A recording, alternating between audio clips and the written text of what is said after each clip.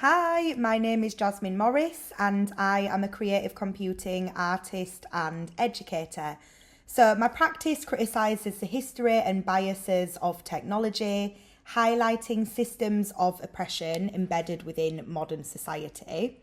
And I often use technology to create my art. I use things like code, 3D modelling, and game builders to kind of communicate my concepts, which is what brings me here today. I've been working with a fellow artist called Sophie Rogers, working on a game called 3 Minutes to Midnight that Sophie can tell you more about, but its main themes are climate change, hierarchies between humans and non-humans, and I suppose like storytelling in a non-traditional format and environment. So I've been working on the education part of the game, running loads of workshops, showing people how to create assets and stories like what the game covers. And today I will be doing very much the same. So this is a tutorial where we will be using a free tool called Tinkercad to make assets or characters that are non-human, inspired by nature, plants, animals, microorganisms, all of this kind of stuff. So this tutorial is good for folks that are interested in quickly building non-human assets. Very good for prototyping, but also compatible with other software and very much industry standard if you want it to be. This is also really good for folks that just want to learn a little bit more about using Tinkercad in a creative and alternative way. This is not so useful for people that are interested in building human characters and for people that need to animate characters, as that's a different set of skills. So we're going to leave animation over there. So if this sounds like it's for you, thank you for tuning in, and I hope you find it useful, and I will get started now.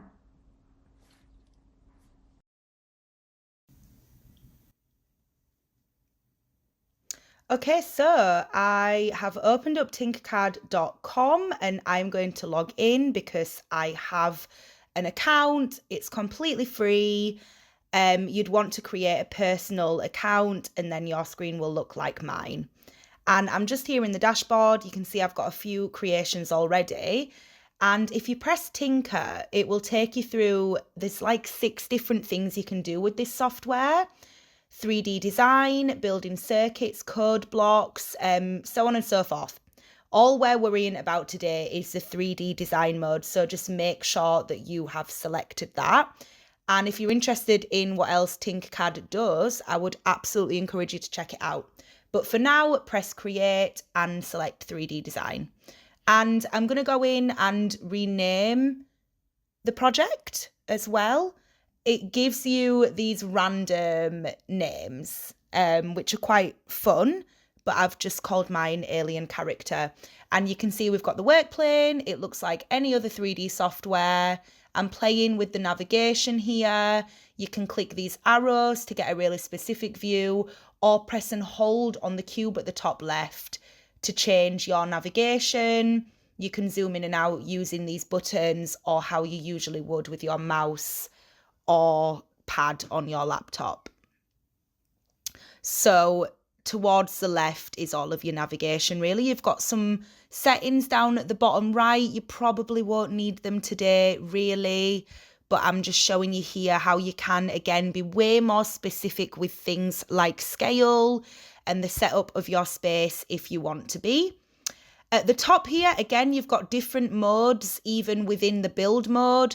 You've got one that's gravity, a whole simulation space. You've got Minecraft mode and you've got Lego mode, brick mode. And then you've also got all of your kind of shapes and assets appearing in this panel towards the right. And I've just dragged a basic shape over to the work plane. You select a shape and you just drag and drop, and then it will appear in 3D on your work plane. Click the shape to change colour. For now, I'm kind of just showing you things that you can do in Tinkercad, really basic things. I've just grouped these shapes and they've gone the same colour. So to reverse that, you need to tick this multicolour icon here. You can also put in a custom colour It's got the whole colour wheel, and it didn't used to have this many years ago, so it's nice that we can do this now. And again, just make sure that multicolour is selected so that you can have different coloured objects that are grouped, because it will default make them all the same colour. So there are a few other things that Tinkercad does, and again, I encourage you to have a play around with them. And I got rid of those by just pressing the backspace button, by the way, and I'm just showing you now how you can play around with text. We probably won't use it today, but I just wanted to show you because it is super fun. It might come in handy. I'm also showing you here how you can make a transparent colour in Tinkercad, which is another fairly new feature which really has added some fun. So that could be super nice for creating some sort of gooey, transparent creature. So yeah, you can see we've got all of our basic shapes here, and as I go through building my very strange creature that I'm building just for the sake of showing you how you can kind of work through this process, you'll hopefully learn a few tips and tricks. So at the moment I'm working with a circle, a sphere, and I'm just duplicating it by pressing Ctrl and V. But you can also press a duplicate button that Tinkercad has. And I've then grouped them and Ctrl V'd again, copy and pasted the shapes, which you can do. I find it faster if you're really trying to create, many shapes at the same time. And I've used my arrow keys to move them around because I find it faster and more precise. But as you can see, you can also move with your cursor by just clicking the shape and dragging it around the work plane. This stuff should all be super easy to pick up.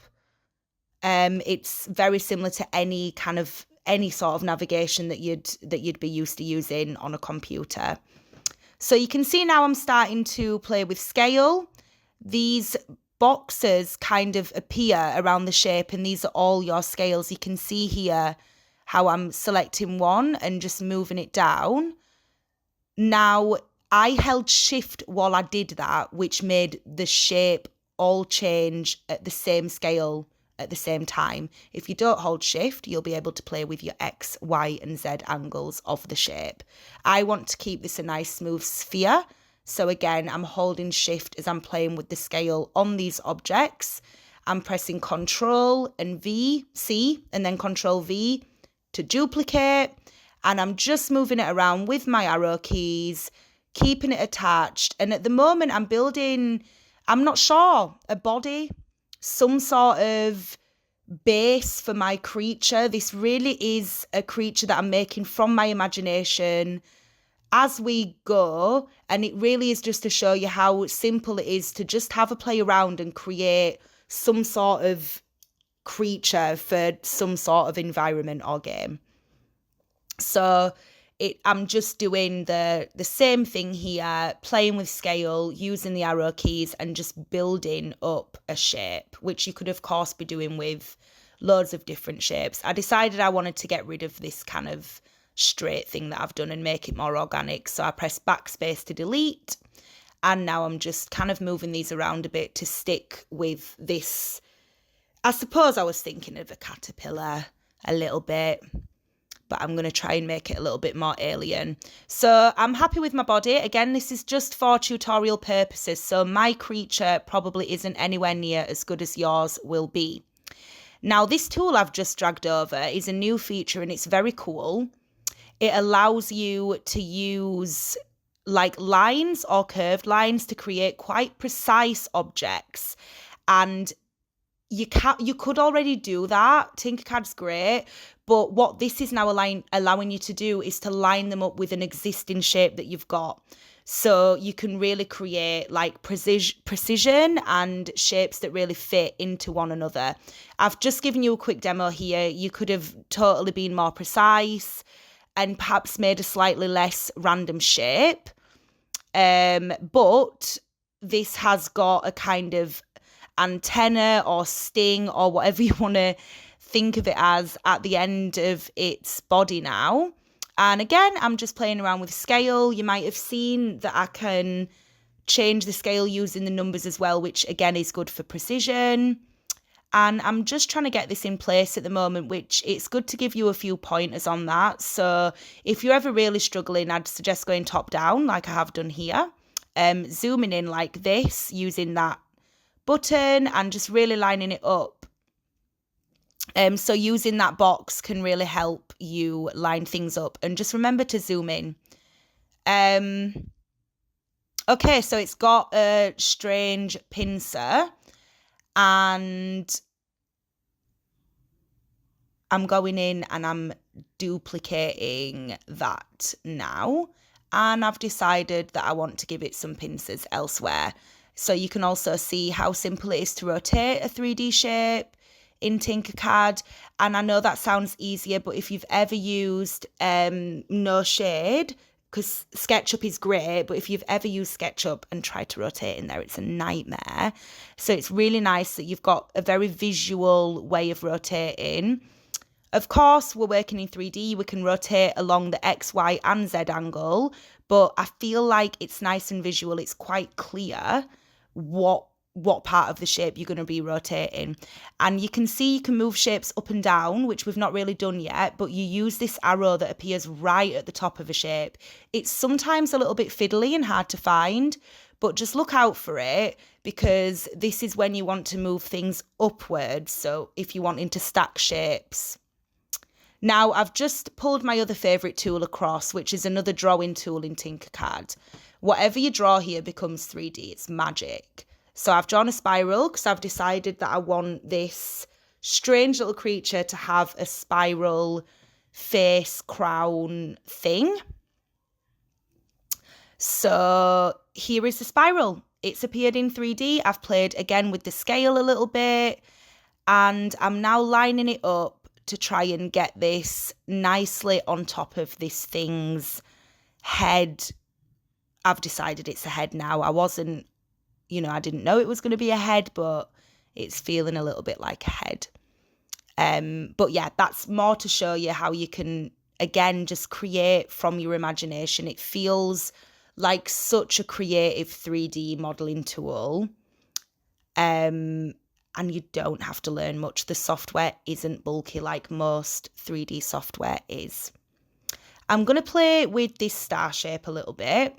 I've decided I want it to have some spikes coming out of its face. So I've held shift again for the scale, and I'm just going to rotate this to stand it up and kind of have a play around and line it up on its face. So you can just watch as I do this for a little bit.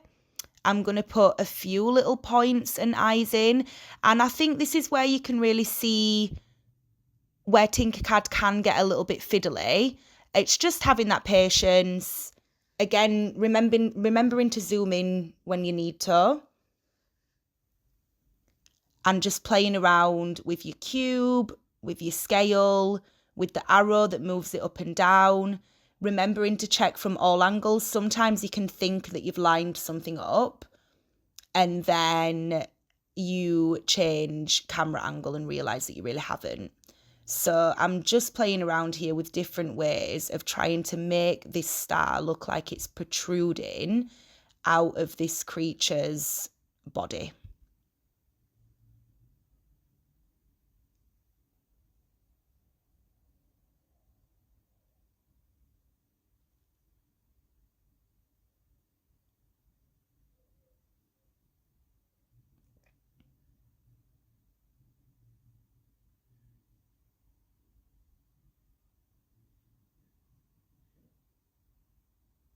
So I'm going to put one more star in, just Control-C, Control-V, using my arrow keys, rotating. I've kind of got the hang of it now.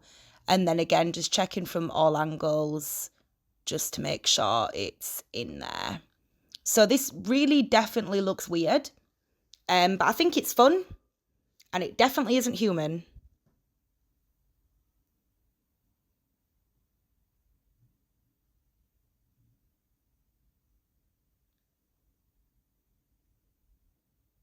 Okay, so we've got some sort of creature thing going.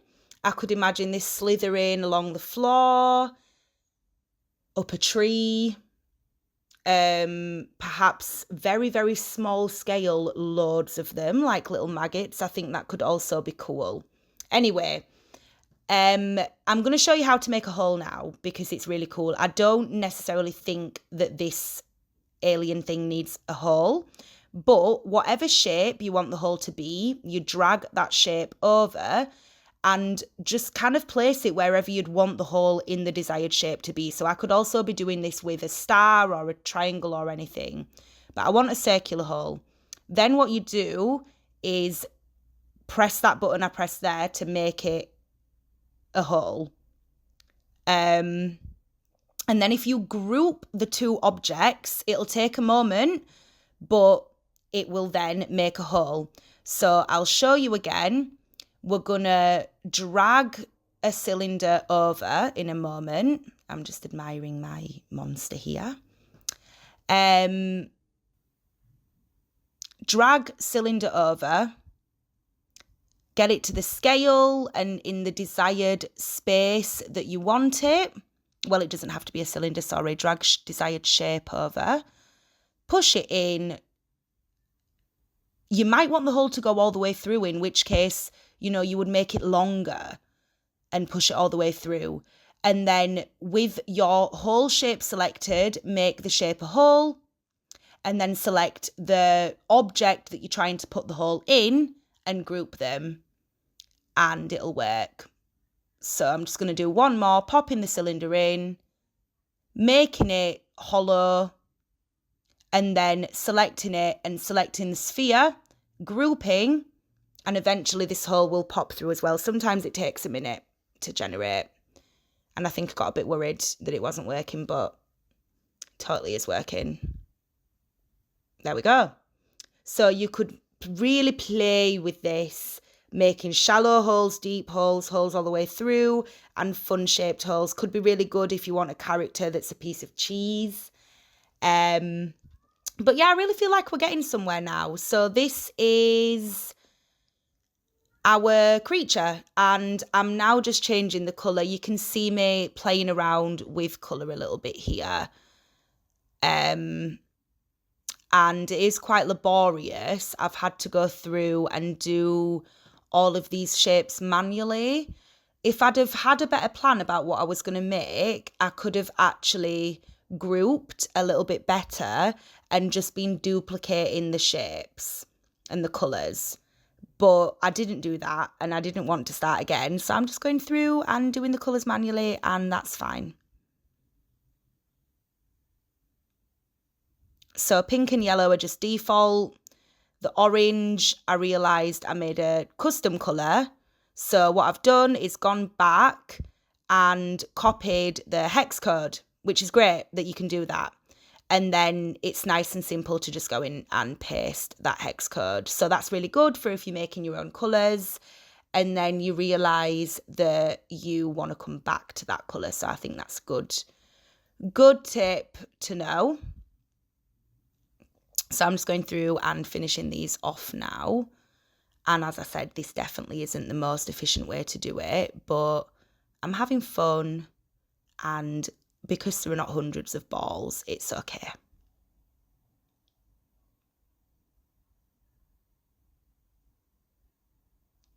So there we go. And I'm going to make the pincers the same green as the strange spiral on this creature's head.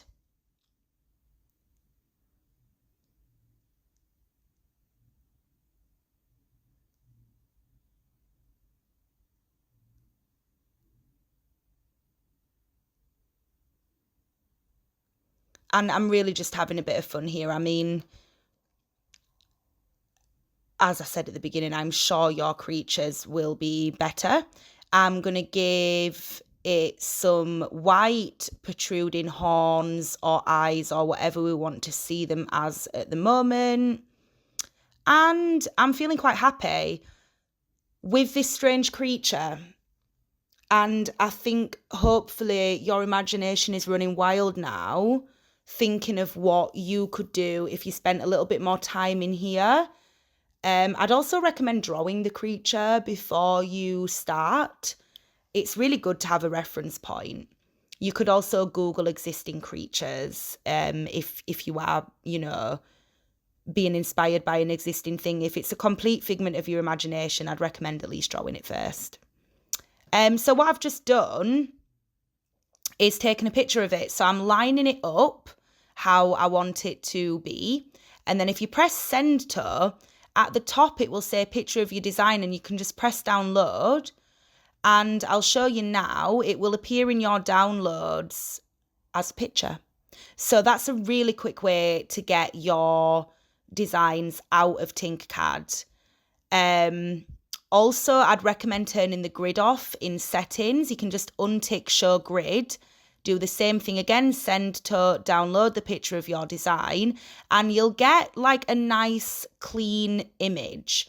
This might be as far as you want to take it. It depends what you are building for. But I'm now going to show you a few more things.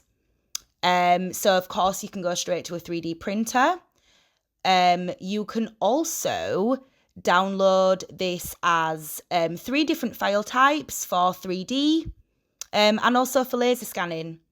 So I've just downloaded this as an OBJ file. I'm now unzipping the folder, and you can see I've got my files there, and I'm just going to quickly whack it in Blender. If you've not heard of Blender, it's another free 3D design and animation software, but you just have to download it. It's not web-based.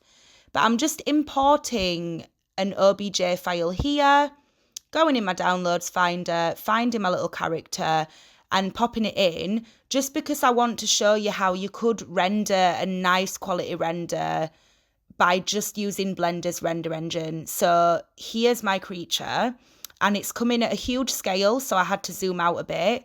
That's something I would really like to point out, is scale with Tinkercad and Blender are very different. So your object's always going to be huge. I'm also going to chuck it in sculpt mode just to show you kind of like how you could take it further if you wanted. So I'm just going to make this hole a little bit bigger here just to show you, what you could do. But again, like Blender is obviously more complex 3D modeling software. If you wanted to play with an object further, you really could add some really nice details using Blender Sculpt mode. There are tons of things that you can do here. It's like working with clay. I've just made this hole a little bit bigger just to kind of show you, that it works. But yeah, feel free to have a play around with your object in other softwares after you've built them in Tinkercad. I suppose that's what I'm encouraging, really. So we're here with our object, and I'm now going to render it. So I'm changing to cycles there, and I've pressed Shift and A to add a camera, because we need a camera to render. So we've got a camera in the space now. I've pressed the camera there to kind of toggle the render to the camera view. And I'm now zooming out because, again, we can't see the object. Don't freak out. It's just that it's huge. Look how big that is. So this that we have here now is our viewport ready for the render. And so whatever's in this grey square will be rendered. So we clearly need to capture a lot more of the bug. So I've actually gone in and changed the size by half. I probably should have done that at the beginning.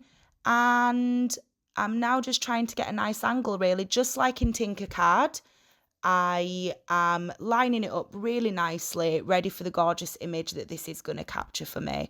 I'm using the hand there on the right hand side to pan, and I've now pressed render an image, and I can see that it looks really fun, and I'm actually quite happy with this. What I've realised is that there isn't much light in there though, so I'm going in and I'm going to press film and transparent here in the render section. That's so that it has a transparent background. We're almost there, but it is still super dark. So we need to add a little bit of light. I'm just going to put a sun in at the moment. You could play around with spotlights. You could play around with all sorts. Blender and lighting, again, is a whole thing. And, you know, these steps are optional. As I said, you could leave it there with your image or potential 3D print from Tinkercad. But I'm just showing you, you know, in software like Blender, we can now render a really nice image out of here. We haven't had to do any building in here. So I've now added the sun and it's sunny. And you can see now, of course, they don't take long to render because they're very simple files. And I've just opened up a design document here to show you how you could then use that image. It's transparent, it's ready to go on, you know, if you're making something that's 2D, but you just wanted the 3D model sorted. And what I'm quickly showing you at the end now is how it looks in a 3D space. So, of course, you could use a game engine like Unity or Unreal Engine, and that's what we've built 3 Minutes to Midnight, the game in. But Frame VR is a kind of 3D conference space that I actually kind of do a bit of folk computing and use it differently within my practice to kind of prototype 3D environments. So I'm adding our little bug and I need to export it as a GLB file instead of an OBJ because that is what Frame VR likes. Your software will probably be fine with OBJ. And I'm going to pop it in this frame and you'll see the little bug appear in a moment. And it's just to show you what it feels like to move around the creature in a 3D environment, because it's very likely if you're watching this tutorial or building anything in Tinkercad, if you're not 3D printing it or using it as a kind of 2D image, you're probably going to want to pop it in game design software. And I didn't want to open up Unity or Unreal Engine, but there it is in all its glory in Frame VR. And thank you so much for watching. I hope this was useful and I hope you feel inspired to create things from your imagination, and I hope you feel less intimidated about janky software, because as you can see, you can build something in Tinkercad within an hour. Thank you.